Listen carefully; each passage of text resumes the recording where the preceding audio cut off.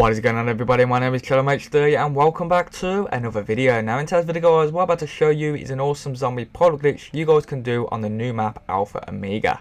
Now you can do this solo or you can do this as a team, so up to you. And to make it into an AFK round skip, I would recommend you guys doing the limited DG5 Ragnaroks. Now to perform that, you're going to need to have a minimum of 6 weapons that have got the scope, recon, dual zoom or combat scope.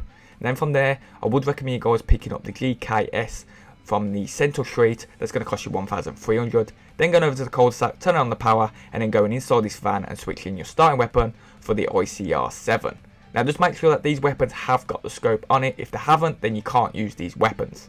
Then from there, all you need to do is activate the Pack-a-Punch by clearing the 4 ventilation systems.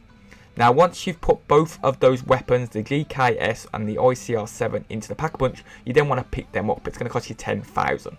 Then from there, all you need to do is pick up 2 other scoped weapons. Now I picked up the Alga DMR from the lounge that cost me 1,450. I then came over into the beds just beyond the Pack-a-Punch and picked up the KN57. All I needed to do then was go to the Pack-a-Punch and put both of those weapons in the Pack-a-Punch, and then wait for them to be Pack-a-Punch and then pick them up. So it is vital that you pick them up. Then from there, you're going to need to find 2 more scoped weapons. Now these 2 scoped weapons could be any scoped weapons as long as they've got the recon, the dual zoom or the combat scope on it. If they haven't got those scopes on it, it will not work. So what I did is I went over to the yellow house downstairs and I picked up the swordfish at 1,200.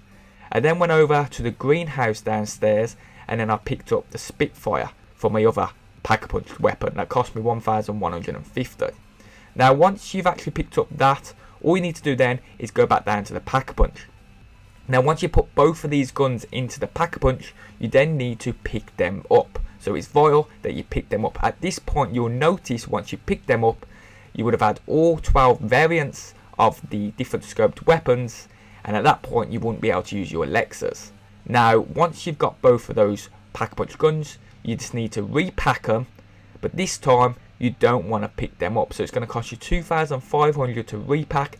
And once you've done that, you'll notice once you've left both of those guns in the Pack-a-Punch, you'll have no weapons on your screen.